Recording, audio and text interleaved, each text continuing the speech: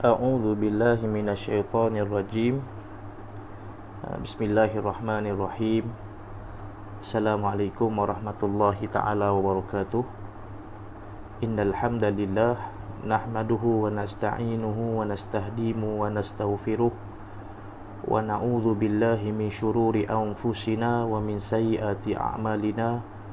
May yahdihillahu fala mudhillalah wa may yudlil fala hadiyalah. Asyhadu an la ilaha illallah wahdahu la syarikalah wa asyhadu anna Muhammadan abduhu wa rasuluhu, amma ba'du. Alhamdulillah, pertamanya marilah sama-sama kita merafakkan setinggi-tinggi rasa syukur kepada Allah Subhanahu wa taala kerana pada pagi ini kita masih diberikan peluang kehidupan untuk mencari bekal amal, bagi membuat persiapan pada masa mendatang kita bakal menghadapi kematian. Dan pula pada pagi ini kita masih berada di bulan yang mulia, 27 Ramadan, bulan yang sangat mulia. Mudah-mudahan kita semua mendapat apa yang kita cari selama ini sepanjang Ramadan, iaitu keberkatan Lailatul Qadar. Mudah-mudahan insya-Allah. Jadi terima kasih pada yang menonton.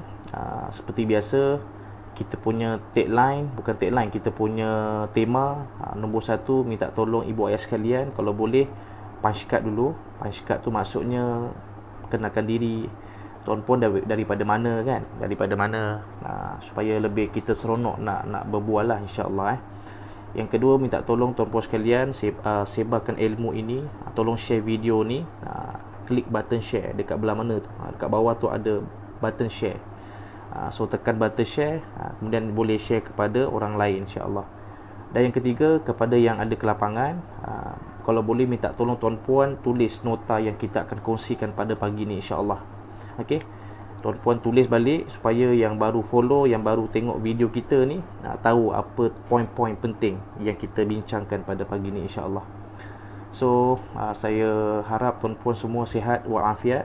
Mudah-mudahan diberikan kekuatan lagi untuk terus jaga ibadah, terus baiki diri. Sebab orang-orang yang berpuasa di bulan Ramadan ini dengan penuh keimanan dan penuh pengharapan kepada Allah Ta'ala, maka pada akhir Ramadan, apa janji Allah kepada mereka? Mereka ini sepatutnya akan menjadi hamba yang kembali pada fitrah. Sebab tu kita sambut Aidilfitri, iaitu sambutan perayaan fitrah. Kenapa fitrah? Sebab kita dah banyak taubat, kita dah banyak sangat pahala. Allah berkati balik hidup kita kan. Seolah-olah macam kita kosong-kosong balik, kita kembali seperti bayi yang baru lahir. Sebab tu dalam sebuah hadis Nabi sebut, celakalah bagi mereka yang keluar Ramadan tapi masih berdosa pada Allah Ta'ala. Masih buat dosa. Maksudnya pelik sangat. Ramadan bulan hapus dosa, bulan kita akan jadi bayi balik lepas daripada Ramadan, tetapi masih berdosa kepada Allah Subhanahu wa taala. Baik, topik kita pada pagi ni saya fikir best untuk kita kongsikan sebagai pengetahuan bersama. Masih pada Puan Fadil, alhamdulillah, insya-Allah. Okey, so masih saya tak nampak lagi naik wall ni. Kalau boleh tuan-puan punch card dulu. Saya nak tahu tuan-puan daripada mana, Tuan Fadil ni daripada mana kan. Bagi tahu sikit daripada daerah mana, Sabak Bernam ke, Sandakan ke kan, Johor Bahru ke.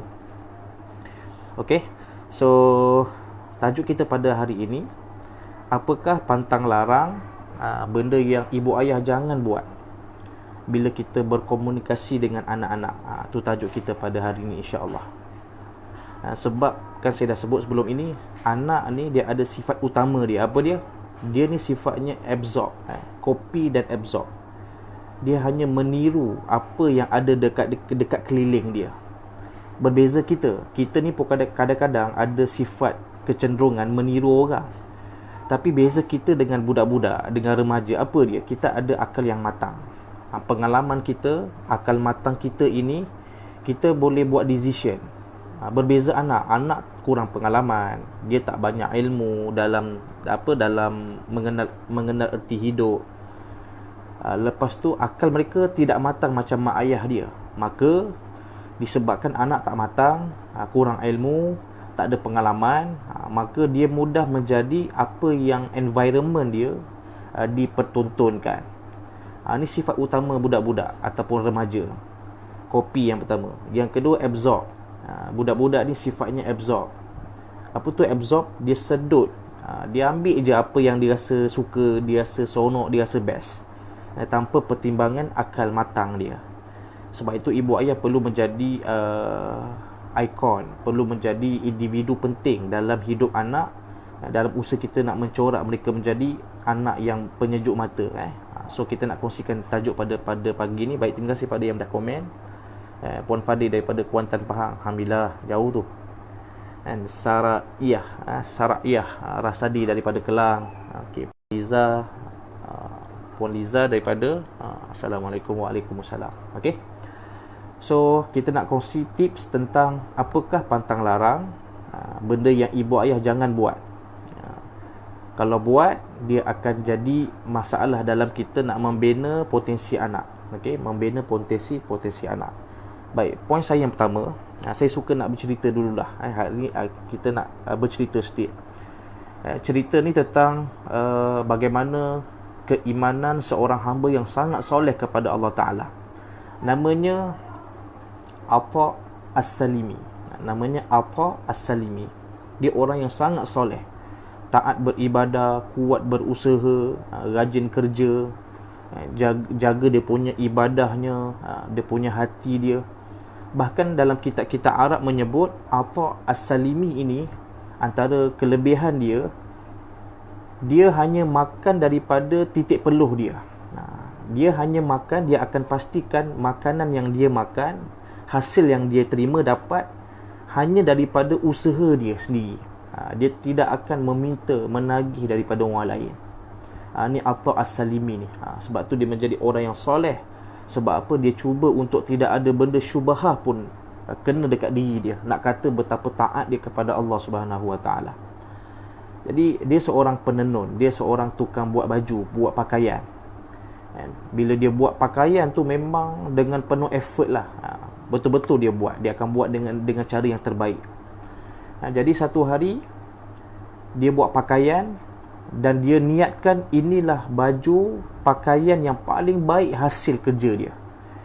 Dia tiba-tiba nekat, kali ni aku nak buat yang lebih baik. Inilah hasil kerja aku yang paling kemas, yang paling terbaik, yang paling dia buat dengan sungguh-sungguh. Maka dia pun buat baju tersebut. Bila selesai buat baju tu, kemudian dia hantar pada pembekal, pembeli dia. Tiba-tiba pembekal dia tengok hasil baju yang dia buat dengan penuh kesungguhan tu, komplain macam-macam. Pula tu letakkan harga yang sangat rendah. Maka bertanyalah Atha As-Salimi ni kepada pembekal tu, "Tuan, kenapa tuan letakkan harga rendah sangat ni? Sedangkan saya buat dengan sungguh-sungguh baju ni. Inilah pakaian yang paling saya buat dengan yang terbaik, yang paling baik, yang paling saya buat dengan sungguh-sungguh." Maka lepas tu dia sebutlah, sebab baju kamu ni ada cacat kat sini, ada kurang kat situ, ni tak kena, tu tak kena, macam-macam dia komplain lah. Tiba-tiba Atha As-Salimi ni menangis, terisak-isak. Dia nangis sungguh-sungguh. Sampai tuan pembekal ni cakap kat Atha As-Salimi ni, tuan, tak apa, jangan nangis. Saya akan bayar mengikut harga tuan. Tak apalah, saya terima. Saya akan bayar ikut harga tuan. Sebab apa? Sebab terlalu simpati cara dia nangis tu. Macam dia ralat ke, macam dia rasa kesal sangat. Tiba-tiba apa kata Atha As-Salimi? "Tuan, saya menangis ni bukan sebab tuan letak harganya rendah. Saya menangis bukan sebab tuan cakap hasil kerja saya ni banyak cacat dia, banyak benda yang tak betul. Bukan." Kemudian dia cerita kenapa sebab dia nangis. Tuan pun nak tahu tak apa sebab dia menangis? Subhanallah, Haris Osman kan, Mesir clear, daripada Mesir, subhanallah, jauh ni. Ni mesti mahasiswa kan, belajar dekat Mesir, alhamdulillah. Tuan Ismail Din, ni antara penonton tegar kita alhamdulillah, insya-Allah daripada Kedah. Setahu saya Tuan Ismail Din daripada Kedah ni. Nur Husna. Wassalamualaikum. Waalaikumsalam. Ustaz, baik. Tuan pun nak tahu tak kenapa Atha As-Salimi menangis? Nak tahu, cuba komen sikit. Nak tahu. Cuba komen sikit, nak tahu. Sangat menarik Tuan Puan. Cuma saya ni tak pandai sangat nak cerita, tapi nak sampaikan message. Subhanallah, bila saya tahu sebab dia menangis ni, terketuk lah. Maksudnya kita ni jauh sangat nilai hidup kita. Baik, teruslah. Dia sebut dekat pembekal ni, tuan, saya menangis sebab saya ni umur dah 70 tahun. Selama 70 tahun saya hidup, saya jaga semayang saya jaga ibadah saya beribadah tu dengan sungguh-sungguh kepada Allah Subhanahu Wa Taala. Saya jaga saya punya makanan, sumber rezeki saya jaga semua sekali. Saya jaga semua sekali. Saya akan buat ibadah, saya akan berzikir, saya akan buat kebaikan dengan penuh kesungguhan. Cuma saya terfikir, pakaian yang saya buat dengan sungguh-sungguh pun Tuan nampak banyak kekurangannya, banyak yang salahnya, banyak yang tak betulnya. Saya membayangkan bila saya mati nanti, saya rasa saya dah buat yang terbaik untuk Allah SWT. Bayangkan tiba-tiba Allah menolak amalan saya, sedangkan saya rasa saya telah buat dengan penuh kesungguhan. Allahu Akbar. Ini tanda orang soleh. Kita bukanlah, cerita ini bukan nak bagi tahu Allah begitu sifatnya, dah. Allah sangat menghargai kesungguhan hamba-hamba dia untuk kembali pada Allah, untuk jadi hamba yang baik. Walaupun dia rasa susah, dia rasa serba kurang, dia banyak dosa, tapi dia ada sifat mujahadah. Dia cuba yang terbaik. Walaupun dia banyak tahu solatnya tak sempurna, mungkin solatnya banyak yang tak betul, mungkin dia tak boleh baca Quran, mungkin dia baca Quran tapi merangkak dengan susah payah. Allah sangat prihatin, Allah sangat bersimpati pada hamba-hamba dia yang sentiasa bermujahadah untuk buat terbaik untuk Allah Subhanahu Wa Taala. Itu sebenarnya moral cerita ni. Kita tak boleh bersangka buruk pada Allah Ta'ala. Itu manusia. Manusia ni kita buat daya baik macam mana pun dia akan kritik kita. Tapi berbeza Allah. Allah sangat mengenali hamba-hamba dia. Allah tahu, tuan-puan, betapa susahnya nak didik anak. Saya tahu ada yang ditakdirkan mudah didik anak. Tak didik pun anak pandai.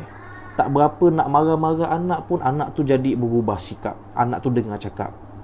Saya yakin di sini ada ibu ayah yang diuji, buat macam-macam dah, putus asa dah kadang-kadang. Tapi percayalah tuan-puan sekalian, kita ada Allah Ta'ala. Kita ada Allah Ta'ala. Kadang-kadang kita ni jauh daripada Tuhan, menyebabkan kita rasa Allah tak tolong kita. Allah tak nampak susah payah kita.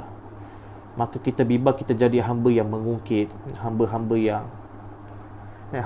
yang salah faham dengan sifat Allah Ta'ala yang sangat kasih di atas segala mujahadah hamba-hamba dia untuk menjadi hamba yang baik. Sebab tu saya konsisten setiap hari tuan-puan sekalian, tips didik anak supaya Allah, pagi ni sebab sikit.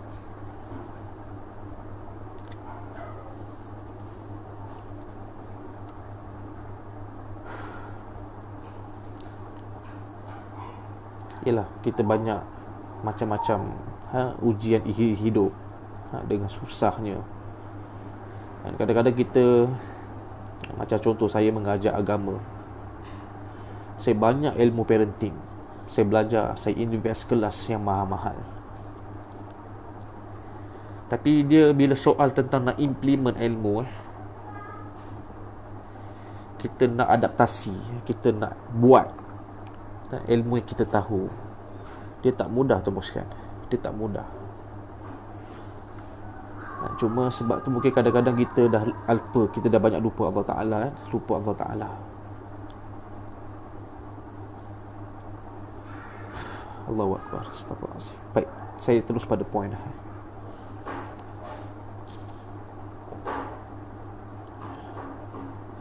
Baik, topik kita pada pagi ini iaitu pantang larang dalam kita berkomunikasi dengan anak-anak. Pertama, tuan-puan kena faham, bila saya sebut komunikasi, dia bukan tentang ilmu cakap. Tu antara mindset kita kena ubah. Bila kita sebut tentang ilmu komunikasi, dia ada 3 unsur, dia ada 3 elemen. Okay. Disebut dengan istilah komunikasi, dia bukan tentang cakap sahaja. Sebab apa kita mesti belajar ilmu komunikasi? Sebab kita berdepan dengan manusia yang sifatnya kompleks.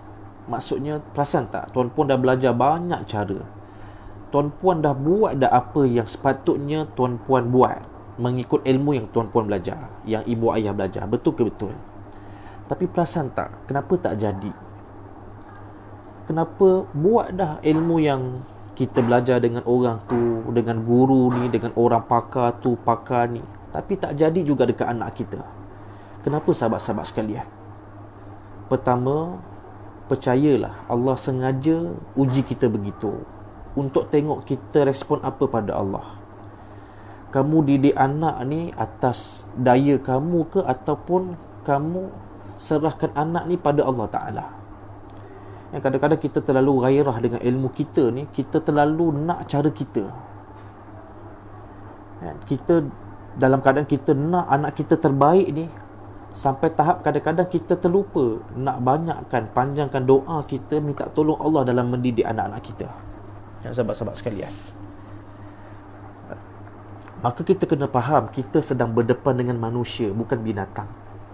Binatang ni kita arah sekali, mungkin dia lihat sikit kita rotan, dia terus ikut cakap. Berbeza manusia, tak marah tak jadi orang, marah jadi perangai tu jadi mengamuk semacam, macam kena rasuk, macam kena saka. Maaf sebut. Sebab apa? Sebab kita kena faham, kita berdepan dengan anak yang sifatnya manusia.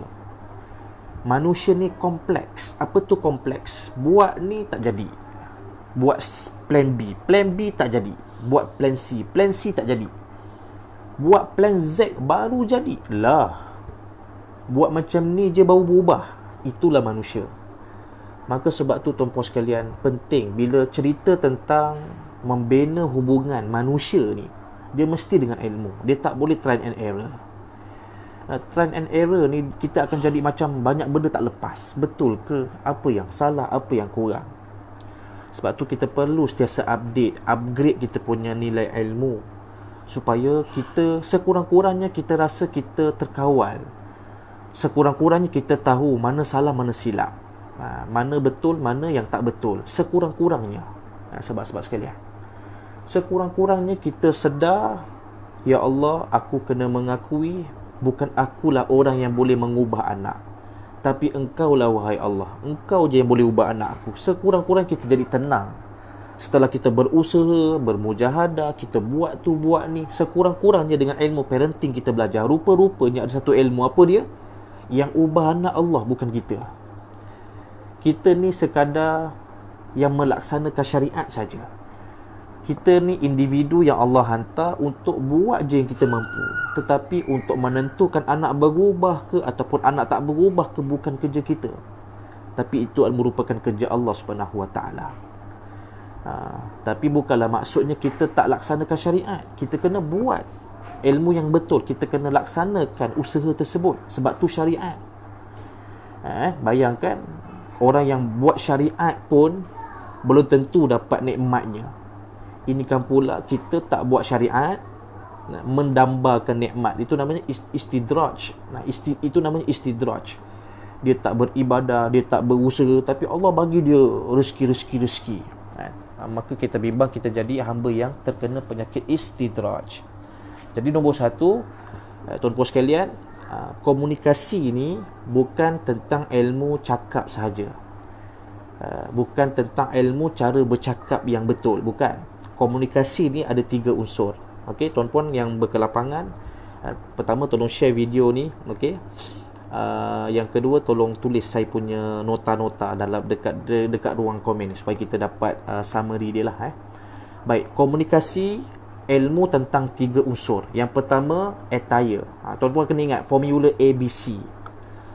Komunikasi ilmu yang terdiri daripada 3 unsur, iaitu ABC. A apa? Attire, iaitu penampilan, keterampilan. Okey, luaran, fizikal. Pakai kopiah kan, sikat rambut, kita gunting rambut macam mana kan, kita punya misai ke, janggut ke, baju kita wangi ke, busuk ke, pemilihan color, okey, kebersihan diri kan, attire. kadang-kadang anak tak berubah bukan faktor cara cakap tak betul, tetapi attire kita tu yang membuatkan anak confused dengan ilmu yang kita nasihatkan pada mereka. Contoh, attire ni apa dia? Kita nak anak kita bersih, tapi kita kadang-kadang tak jaga kebersihan. Contohnya, kita makan pun kadang-kadang kita biarkan je makanan kat atas meja. Tiba-tiba, bila kita tengok anak kita buat benda yang sama, kita suruh dia bersihkan makanan tersebut. Bang, pergi bersih. Selikihlah kamu ni. Kotorlah kamu ni. Kamu ni cuba jaga kebersihan. Okey, baik dengar. Ayat tu sepatutnya anak dengar kata. Okey, ayat tu dah betul dah dengan teknik cakap direct. Jangan kita sinis, kita peli anak. Yelah bang, mak ni memang orang gaji kau. Contoh. Contoh, kita dah belajar semalam. Jangan guna ayat sarkastik. Jangan kita guna ayat peli, ayat parodi. Okey.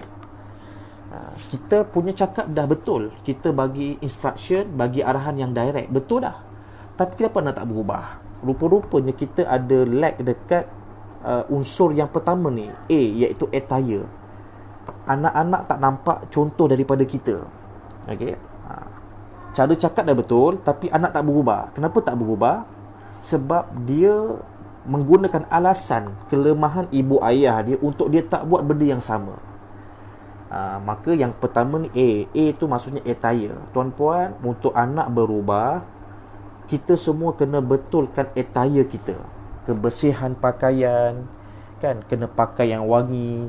Pakaian tu kena bergosok, kan, kena basuh kalau kotor, kopiah sebagai contoh. Barulah anak-anak kadang-kadang tak payah cakap, anak-anak tu sendiri jaga kebersihan. Attire, penampilan kita. Kita balik kerja, baju kotor kita tu letak kat mana? Campak, letak kat belakang kursi, atas meja. Maka kadang-kadang anak tak berubah sebab attire kita, penampilan kita tu dia jadikan alasan, reason mereka untuk buat benda yang sama. Walaupun kita cakap elok dah, bang, pergi bang letak baju, bang, pergi bang sangkut pakaian kamu. Rupa-rupanya dia tak berubah sebab dia menggunakan peluang, reason untuk tutup kelemahan dia. Sebab dia tengok ayah dia balik kerja kadang-kadang baju merata. So ini faktor pertama kenapa tuan-puan, anak-anak kita semua susah nak berubah. Sebab kita tak jaga unsur yang pertama dalam komunikasi. Komunikasi ni apa dia? Iaitu ilmu membina hubungan. Ilmu untuk kita engage manusia. Bila kita engage, kita boleh influence, kita boleh pengaruhi dia untuk jadi macam mana. So penting ilmu komunikasi ni. Okay? So untuk membina pengaruh, membina anak yang hebat, anak yang baik, pertama kena, formulanya apa? Tadi Puan Nur Syam Hashim dah terlihat ni. 3 formula pendidikan terhadap anak. Okey, iaitu 3 formula komunikasi pada anak. So dia tekniknya A, B, C, A, attire. Okey, B. Nak tahu tak B tu apa?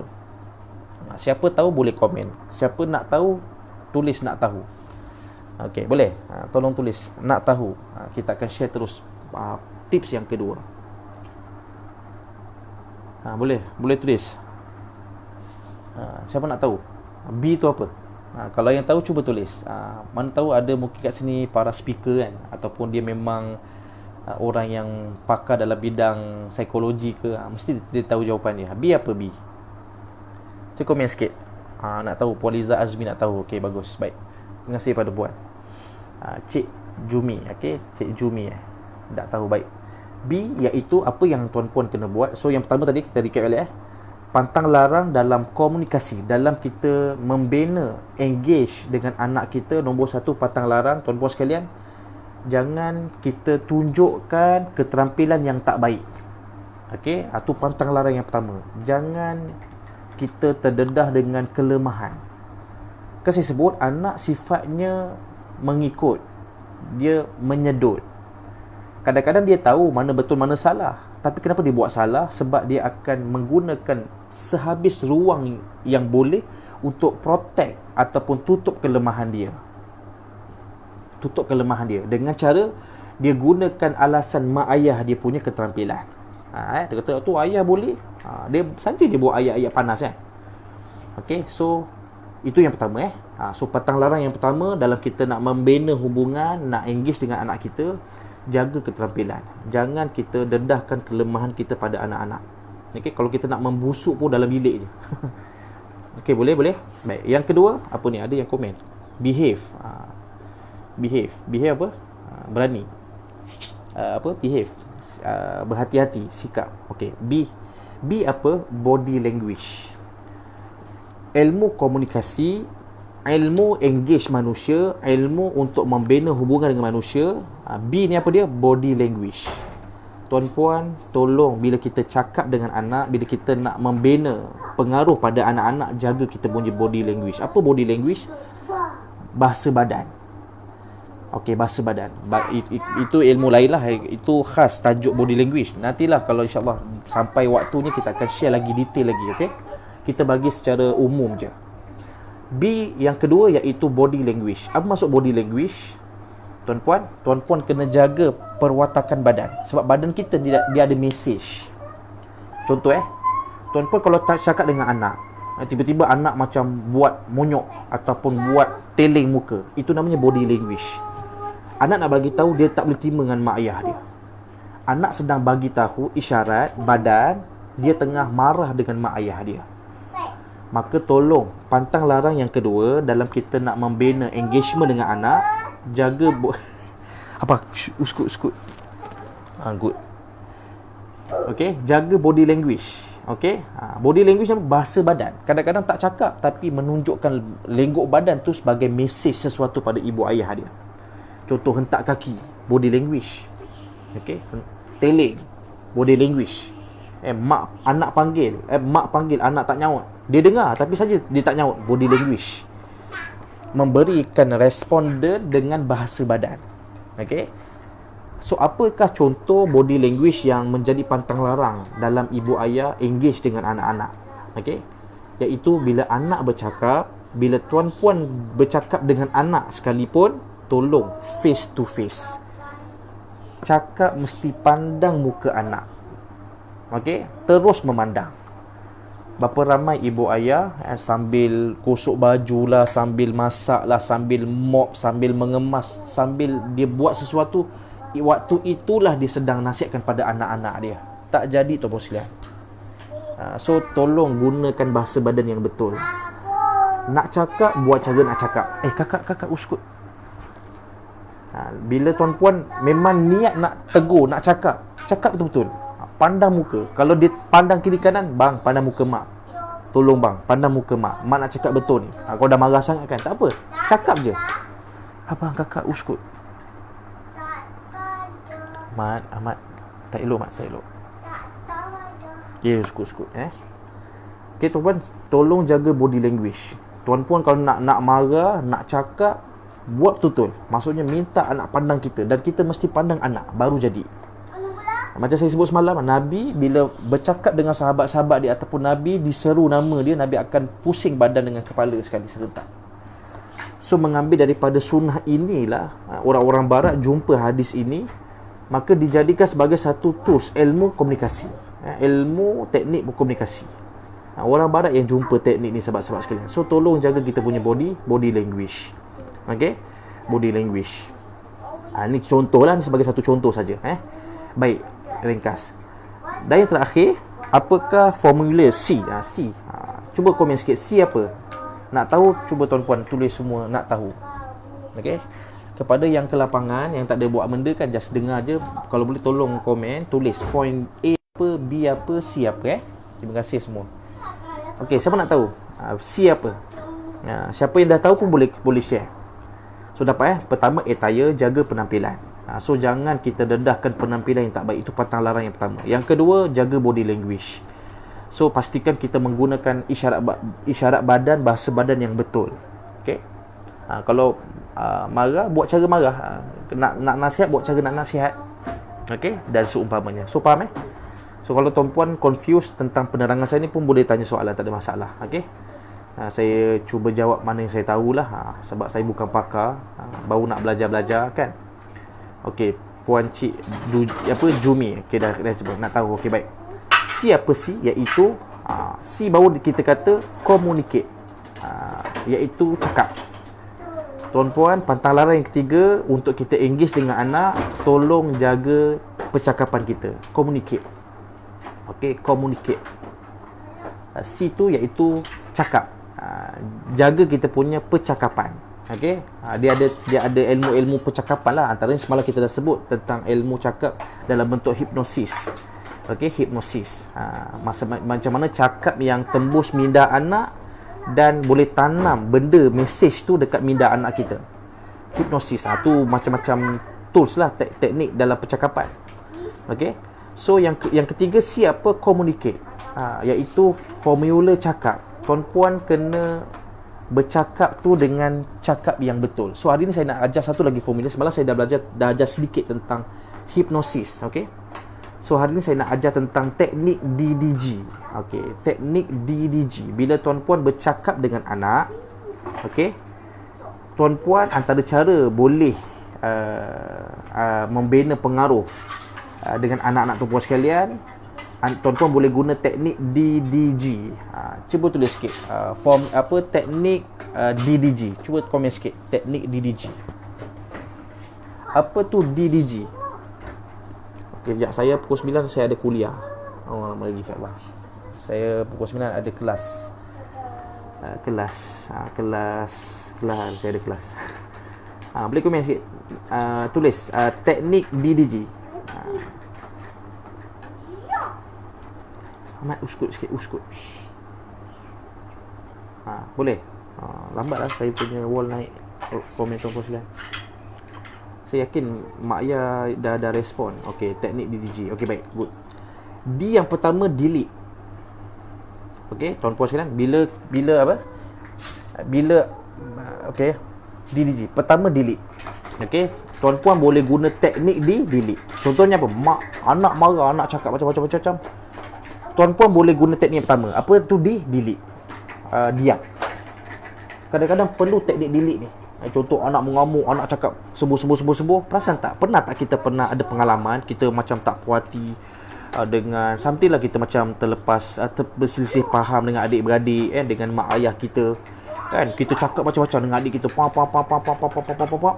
tiba-tiba adik kita diam. Diam. Okey, ni antara teknik tuan-tuan sekalian Okey, cuma jangan biasakan guna teknik D ni. Dia ada feedback, dia ada impact, dia ada kesan yang negatif jugalah. Sebab tu orang yang pendiam ni lebih bahaya daripada orang yang suka bercakap. Sebab bila kita bergaduh, kita mungkin berselisih faham dengan anak kita. Mungkin anak yang remaja lah, anak budak-budak ni kita cakap tu diorang diam. Okey, kita lebih fokus pada yang remaja. Kadang-kadang berlaku satu situasi, mak marah anak jawab. Betul-betul. Kadang-kadang ada yang ada pengalaman. Saya tak ada pengalaman tu lah. Mungkin pengalaman saya dengan family saya mungkin ada lah begitu kan. Tak berbalas cakap. Itu better berbalas. Cuma bila berbalas ni dia tak habis, dia akan makin jadi meletup. Tu cuma kesan buruk dan dia akan meletup. Kalau tak handle dengan baik. Tetapi dia better. Sebab apa? Sebab kita kalau membalas cakap,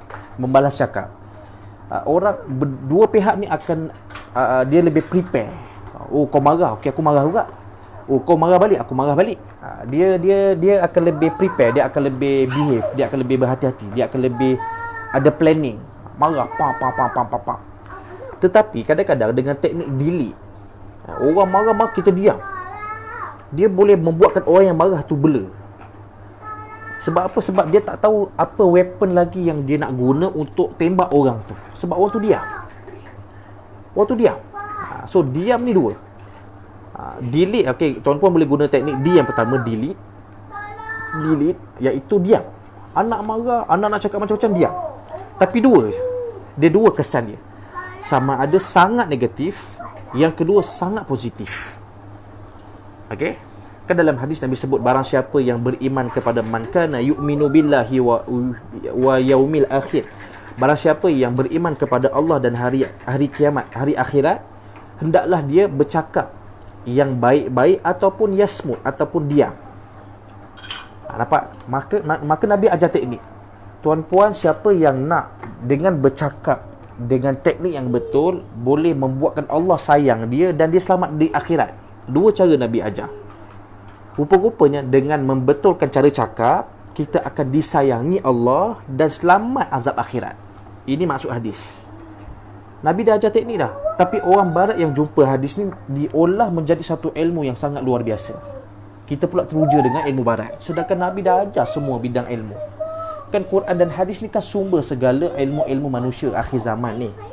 Tapi orang barat bijak. Dia manipulate sejarah, dia manipulate fakta. Maka kita kata ilmu-ilmu ni semua ilmu barat. Dah, Islam dah ajar siapa yang nak Allah sayang dia, nak selamat akhirat, maka Nabi ajar dua cara, iaitu melalui dengan teknik bercakap. Okey, yang paling bagus cakap, betul saya sebut. Yang terbaik tuan-puan kena cakap. Okey, sebab tu saya sebut delete ni bukan teknik yang paling baik, tak. Sebab dia ada high impact. Sebab tu tuan-puan kalau bergaduh dengan anak ataupun adik-beradik, bergaduh sama mereka, berbalas cakap, tolong ajar pada anak kita yang baguslah, yang boleh dengar cakap kita ni. Kalau boleh guna teknik delete, diam. Kan Nabi sebut au yasmut ataupun diam. Maka Nabi dah ajar yang terbaik bercakap, respon. Cuma kita kadang-kadang tak ada ilmu, tak ada cara, tak pandai teknik bercakap dengan betul. Kita terus bercakap bergaduh kan. Cakap tu jadi berapi kan, jadi meletup kan. Tu salah lah. Tapi poin Nabi nak ajar kita teknik percakapan yang betul, bercakap, beri respon. Okey, ataupun tak mampu nak cakap, dah tak terkawan nak cakap, lebih baik diam. Cuma kata guru saya, dengan teknik delete ni dia boleh dua kesan. Sangat positif, okey, dan sangat negatif. Okey, faham? Dia boleh jadi sangat positif, sangat negatif. Baik, di manakah dengan teknik delete dia akan jadi sangat positif? Orang diam ni, dengan dia terima feedback, cemohan, kritikan, kutukan, ataupun orang marah, maki dia, tapi dia diam. Kata guru saya, nak diam boleh, tapi pastikan dengan knowledge. Mesti ada benda asas lain untuk dia menjadi very positif. Okey, so siapa yang nak guna teknik delete ni, pastikan dia orang yang benar-benar berilmu, dia orang yang rasional, dan orang yang kita kata very hatinya bersih, bahagia, tenang. Baru boleh guna teknik delete ni. Dan kepada mereka yang guna teknik delete tetapi dia tak ada, kita kata apa, rasional, dia tak ada ilmu kenapa perlu delete, dia diam je, dia akan jadi very negatif. Apa very negatifnya? Dia akan jadi orang yang mengamuk tak tahu pasal. Dia akan pendam, dia tak cakap, dia tak balas, tapi dia pendam, jadi dendam. Dia akan balas dengan begitu dahsyat. Sebab tu tuan-puan nak guna teknik delete ni, pastikan kita orang yang rasional, kita orang yang ada knowledge. Contoh dalam hadis Nabi, Nabi kisahkan tentang kan satu ketika Nabi duduk dengan Abu Bakar As-Siddiq. Tiba-tiba datang satu orang Arab Badui, datang ke Abu Bakar, kutuk Abu Bakar, kutuk gila-gila. Kutuk fizikal Abu Bakar, perangai Abu Bakar. Dia tambah lagi dengan fitnah Abu Bakar As-Siddiq. Mula-mula Nabi senyum. Nabi tengok Abu Bakar tak balas, Nabi senyum. Nabi senyum. Nabi senyum. Tapi bila dah lama sangat orang Arab Badui ni tiba-tiba serang Abu Bakar As-Siddiq, Abu Bakar bangun, Abu Bakar marah balik, balas balik makian orang Arab Badui tu. Nabi terus pergi meninggalkan Abu Bakar As-Siddiq. Maka lantas Abu Bakar terdiam, tersentak dia. Jumpa Nabi, wahai Rasulullah, dikala aku diam, kamu tersenyum. Bila mana aku membalas balik marah tadi, orang yang telah mengutuk aku, menghina aku, memfitnah aku, kamu berlalu pergi. Kenapa wahai Rasulullah? Maka Nabi sebut, ketika saat kamu sabar, kamu diam dengan makian orang, marahan orang pada kamu, malaikat duduk sebelah aku. Malaikat mendoakan kebaikan kamu. Tapi bila mana kamu meluahkan perasaan, kamu balas balik percakapan orang yang memarahi kamu, maka malaikat pergi meninggalkan, malaikat pergi meninggalkan kamu, meninggalkan aku. Dan datang syaitan pada kamu, maka aku tidak duduk dengan syaitan, aku hanya duduk dengan para malaikat. Nabi pergi bukan sebab Nabi marah Abu Bakar Siddiq. Abu Bakar Siddiq buat dengan hak dia, tapi disebabkan datang syaitan, berlalunya malaikat, maka Nabi tak duduk dengan syaitan, Nabi duduk dengan para malaikat sahaja. Maka daripada sirah ini, sahabat-sahabat sekalian, Terus juga tuan-puan boleh guna teknik delete. Diam je dengan syarat rasional. Tuan-puan tahu kenapa tuan-puan diam. Nak dapatkan berkat, pahala, maafkan orang tu, tak apa dia jahil, tak apa dia budak-budak kecil, tak apalah, dia masih mentah lagi. Maka itu teknik yang paling bagus. Sebab apa? Dengan diam, tuan-puan terpelihara daripada buat benda-benda yang berdosa. Tapi kalau tuan-puan tak pernah dengar hadis tadi, tuan-puan pula tengah bengang, tengah pening-pening kepala, orang tiba-tiba buat hal, tuan-puan diam, dia sangat berbahaya. Tuan-puan akan jadi ibu ayah yang akan berdendam dengan anak, tak pasal-pasal tuan-puan akan tibai anak sampai pingsan. So dua delete ni tuan-puan boleh guna dua situasi. Sama ada tuan-puan rasional ataupun tidak. Tuan-puan dalam keadaan sedar ataupun sepada sedar waktu tuan-puan diam tu. Kalau tuan-puan jenis tengah tak rasional, tengah rasa macam nak membalas, tak cukup tenang untuk diam, saya syorkan tuan-puan buat teknik D yang kedua. So nak tahu tak D yang kedua? Cuba komen. Nak tahu D2. Boleh tak komen sikit? Nak tahu D2. Tuan Fadil. Betul Ustaz. Tapi bila diam akhirnya dendam. Betul. Maka kalau Tuan Fadil khususnya lah ataupun umumnya, tak boleh ya. Kadang-kadang kita tenang, kita relax je. Orang, anak kita kadang-kadang pernah anak buat hal, buat benda kita sangat marah, kita diam je. Ulanglah bang. Kita diam je. Tapi kita tenang. Itu tak apa. Itu yang paling bagus. Tapi kalau dengan tuan-puan macam tengah menggigil, tuan-puan cuba tahan, diam, sangat bahaya. Saya bimbang waktu tu tuan-puan okey, elok, tak membalas. Saya bimbang tuan-puan akan belasah waktu malamnya. So baik tuan-puan buat teknik yang kedua. So nak tahu tak D2 ni apa?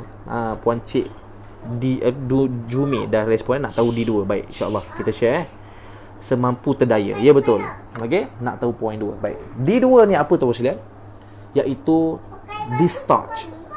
Dengan teknik distort. Apa tu distort? Bahasa mudah fahamnya, tuan-puan hanya perlu jawab menggunakan perkataan-perkataan yang sampai makna. Okey, faham Boleh cakap balik, boleh berhujah balik, boleh balas balik percakapan orang yang serang kita, ataupun kita boleh marah anak kita balik. Cuma syaratnya satu je. Pilih wording yang memberi kesan pada anak. Faham ke faham? Siapa faham, cuba komen faham. Boleh cakap, boleh marah, boleh balas balik perbuatan orang, tapi dia punya tipsnya, tuan-puan sekalian, tolong jaga wording. Tolong jaga perkataan. Pilih perkataan yang sampai mesej. Masalah yang kedua ni apa tuan-puan sekalian? Bila kita dah berpeluang bercakap, kita akan cakap sesuka hati kita, kita akan sembuh sehabis-habisnya. Sebab tu berlakunya pergaduhan meletup walaupun kita dah melepaskan perasaan. So faham ke faham? Siapa faham boleh komen faham. Boleh balas, boleh marah balik anak kita, boleh kita respon balik dengan perbuatan anak kita, tapi dengan syarat pilih perkataan yang sesuai. Cakap yang perlu je. Jangan nak berletih, nak membebel, jangan nak berjela-jela. Dia akan jadi orang yang mendengar, orang yang kena balas balik tu panas. Kalau anak mungkin boleh sejuk tu lah. Saya bimbang anak tak boleh nak balas sebab mak ayah kan lebih sikit derhaka. Dia pula pendam. Dia pula guna teknik awal, di awal tu, di satu tu, delete dengan dalam keadaan dia tak rasional. Anak pula berdendam dengan mak ayah. Tu yang sampai sampai bila dia ingat. Allah. Sebab tu saya sebut tuan-puan sekalian, sebab tu saya boleh kata tips saya ni kosong je. Ilmu yang kita belajar ni sebenarnya dia bukan tak bernilai. Dia hanya panduan je. Selebihnya, sebab tu saya boleh kata tips parenting yang paling bagus apa dia? Kita baik dengan Allah Ta'ala. Itu tips parenting yang paling baik. Cuma kadang-kadang kita akui kita ni hamba, lemah, banyak dosa, kurang iman, lemah iman kan. Kita kadang-kadang tak boleh sentiasa dengan Allah. Kita ni ada jatuh bangun kita. Maka dengan waktu kita jatuh kita dengan Allah Ta'ala tu, maka perlu kepada ilmu panduan ni supaya kita tak lebih melarat. Tapi teknik parenting yang paling bagus apa dia tuan-puan sekalian? Tuan-puan berserah kepada Allah Ta'ala.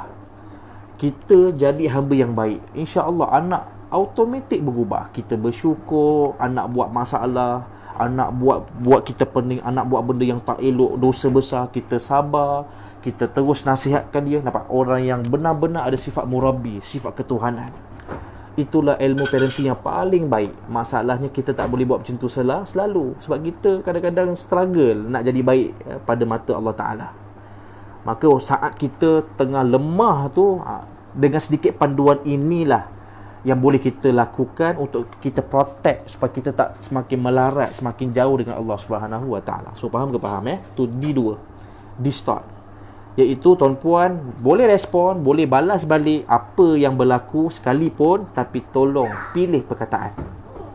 Ya, anak yang jenis pemendam perasaan macam mana ustaz? Okey, tu teknik lain tu. Okey, tu anak yang pendam. Saya dah pernah respon awal minggu tentang poin ni. Minggu lepas saya dah respon tentang, ada orang tanya macam mana anak yang merajuk, yang moody, yang dia tak nak cakap, dia pendam perasaan. Tuan-puan, sebenarnya kita sedang bicarakan tajuk ni. Okey, anak anak pendam perasaan, tahu tak bahasa dia apa? Anak sedang berself talk dengan mak ayah dia.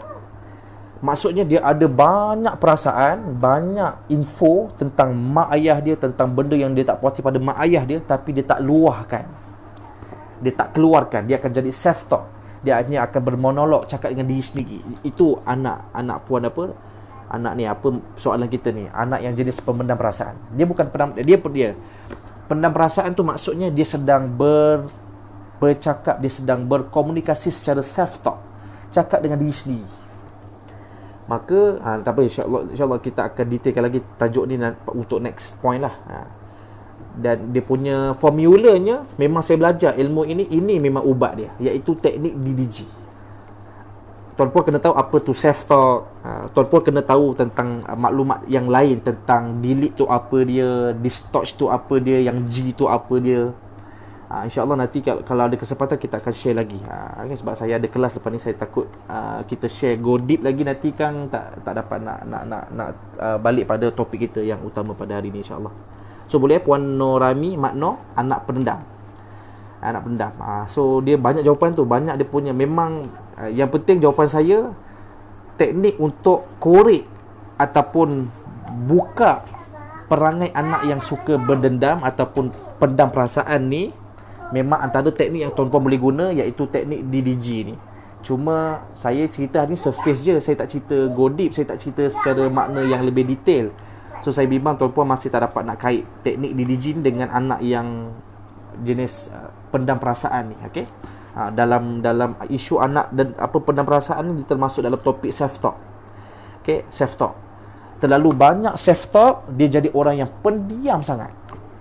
Pendiam tu pula bukan yang positif, yang negatif. So nanti kita akan elaborate lah, kita akan detailkan lagi tentang topik tu. Boleh tu puan saya minta maaf tak dapat nak bagi secara penuh dia punya jawapan dia. Okey, cuba contoh perkataan sampai makna. Contoh perkataan sampai makna. Perasan tak tuan-puan buat presentation, tuan-puan tulis point, tulis point. Okey, aku nak cakap point A, B, C, D. Waktu presentation tu tiba-tiba kita tak guna point tu. Kita pilih perkataan lain, kita pilih point lain. Bila dah habis presentation tu, tiba-tiba kita tengok balik nota kita, alamak, terlepas point lah, patut aku cakap benda ni. Pernah tak tuan-puan ada alami situasi tu? Iaitu tuan-puan dah fikir dah nak cakap apa, kita rasa itulah the best word kita akan cakap pada anak kita. Sebagai contoh, tiba-tiba kita cakap plan cakap sikit, tiba-tiba cakap berderit, cakap tu macam-macam, cakap yang tak patut, tiba-tiba kita ngungkit. Habis momen tu, kita boleh duduk sendiri-sendiri, kita boleh fikir, Allah, nyesal kenapa aku cakap macam tu, kenapa aku cakap macam tu. Betul tak? Pernah ada pengalaman tu tak? Macam menyesal dengan percakapan kita tu. Okey? Sebab tu teknik distort ni tuan-puan memang kena latih lah, kena mahir lah. Kena mahir. Dia punya tips simple je. Biasakan nak cakap sesuatu tu, pertama pilih wording, pilih perkataan. Yang kedua, biasakan bercakap dengan slow thinking. Kita ni kadang-kadang tak pandai pilih perkataan sebab kita suka nak respon setiap benda yang berlaku dalam hidup kita. Kita selalu guna fast thinking. ada banyak situasi keadaan, ibu ayah sekalian, ibu ayah kena guna teknik slow thinking. Betul-betul. So cuba tulis sikit. Tulis slow thinking.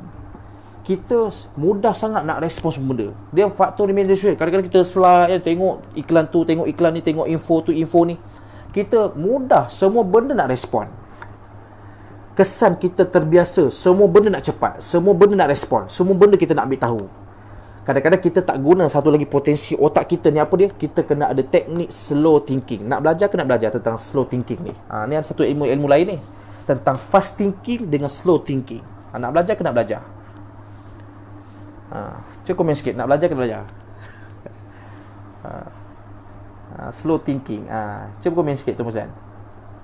Nak belajar tak tentang macam mana tuan-puan boleh adjust kita punya mind supaya banyak keadaan kita akan lebih bijak bercakap bila kita menggunakan teknik slow thinking.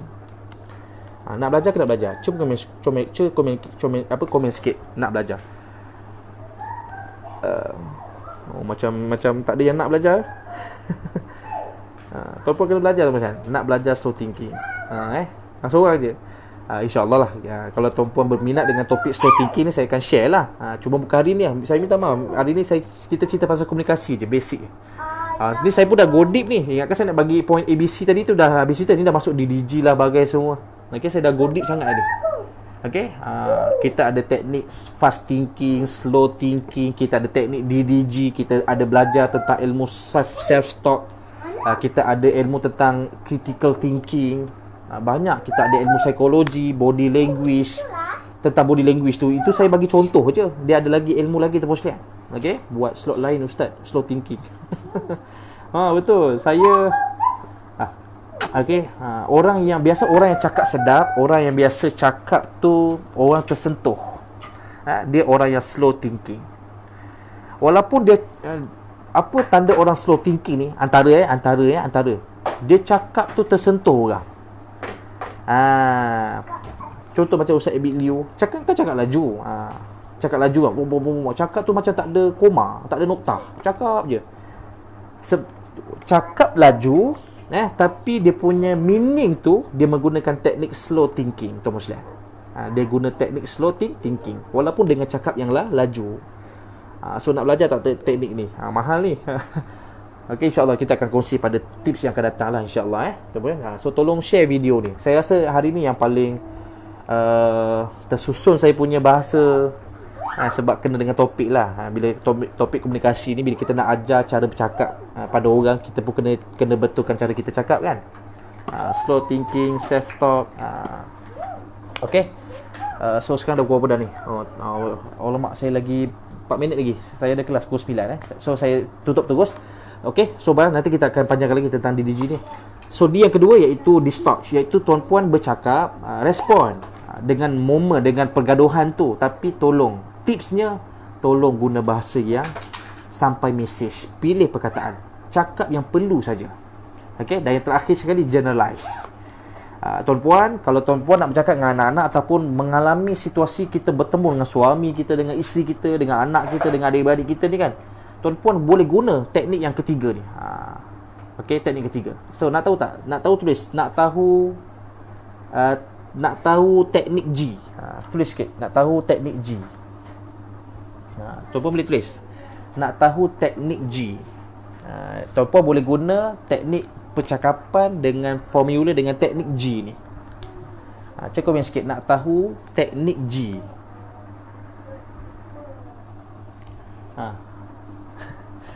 Lambatlah saya punya wall naik ni. Tak apalah, yang penting kita tak nak rasing-rasing. Tak apa, saya masuk kelas lambat sikit tak apa. Pukul 9 kelas. Tak naik lah kat wall saya ni. Nak tahu Wati Gonzales. Nak tahu teknik G. Okey, baik. Nak tahu teknik G. Cik Jumi Baik, insyaAllah. Okey. G ni iaitu generalize.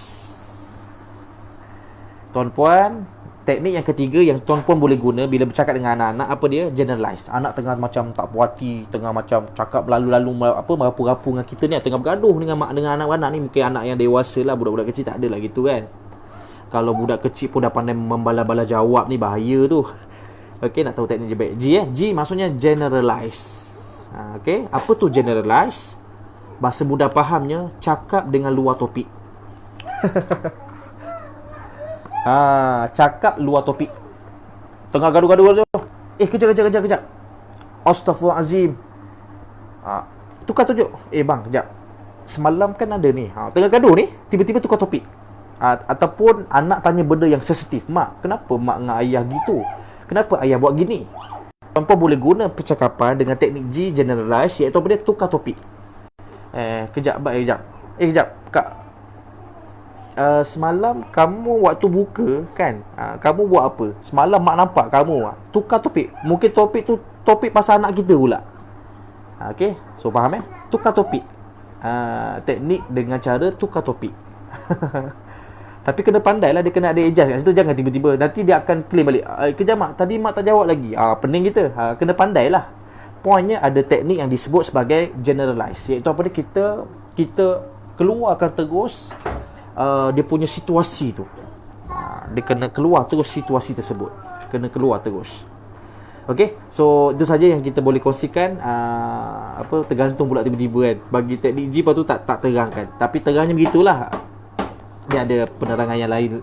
Tapi teknik yang ketiga ni tak ada banyak sangat yang kita boleh tambah nilai. Tapi tapi yang sempat saya nak share, yang G tu iaitu generalize. Tuan-puan boleh guna teknik tukar topik. Okey, tukar topik. Apa tukar situasi, lari ke ataupun kejap. Mak nak pergi dapur kejap.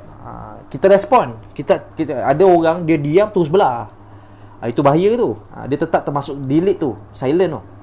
Dia masuk tukar topik ni apa dia? Sama ada dia boleh berganjak daripada tempat lain, tapi dengan menggunakan ayat yang nampak sangat dia cuba tidak mahu respon dengan persoalan tersebut. Okey. So tu yang kita sebab saya minta maaf, saya memang ada kelas ni. So saya minta maaf, terima kasih pada ibu sekalian di atas keprihatinan setia menonton daripada awal sampai habis ni. Jadi tolong share video ni. Saya rasa hari ni teknik tips yang kita kongsikan tu dah banyak sangat yang boleh ibu ayah jadikan sebagai syariat, panduan. Panduan je, panduan. Hakikatnya Allah Subhanahu Wa Taala. So faham ilmu yang kita belajar ni merupakan syariat. Sekadar ikhtiar kita, amalan manusia kita. Hakikatnya Allah. Tu bahasanya. Syariat hakikat kan berbeza. Syariat tu bukan wajib jadi macam tu, sebab Allah berkehendak dengan sifat Allah Ta'ala. Sebab tu jangan kita rasa anak malas tak berjaya. Berapa ramai anak yang rajin pun tak berjaya. Berapa ramai anak yang rajin berjaya. Ada kes anak yang rajin tak berjaya. Sebab apa? Sebab kita kena faham, kita ni hamba mengikut hakikat Allah Ta'ala. Allah tidak dipaksa mengikut usaha kita. Maksud kata kita buat ni mesti jadi. Dah, Allah berkehendak. Sukati Allah Ta'ala, semua atas izin Allah Ta'ala. Ada orang tak bekerja tapi kaya raya. Ada orang bekerja pagi sampai malam tapi tetap miskin walaupun kerja teruk. Sebab apa? Sebab hakikatnya Allah Subhanahu Wa Ta'ala. Untuk Allah menguji, kau berusaha tapi aku bagi kau susah lagi. Apa yang kau rasa? Bersyukur, sabar, minta tolong pada aku ke tak? Maka Allah sengaja buat begitu. Sebab apa? Sebab hakikatnya tu apa pun ada daripada Allah Subhanahu Wa Ta'ala. Terima kasih pada ibu ayah sekalian yang tolong tulis nota, yang komen, yang sentiasa menjawab soalan saya. Saya suruh tulis nak tahu, tuan-puan tulis nak tahu. Terima kasih banyak. Mudah-mudahan semua usaha kita ini dapat pahala, dapat barokahnya, dan yang kita harapkan habis Ramadan ini kita benar-benar menjadi hamba yang kembali pada fitrah. Aku qouli hadza wa astaghfirullah. Assalamualaikum warahmatullahi taala wabarakatuh.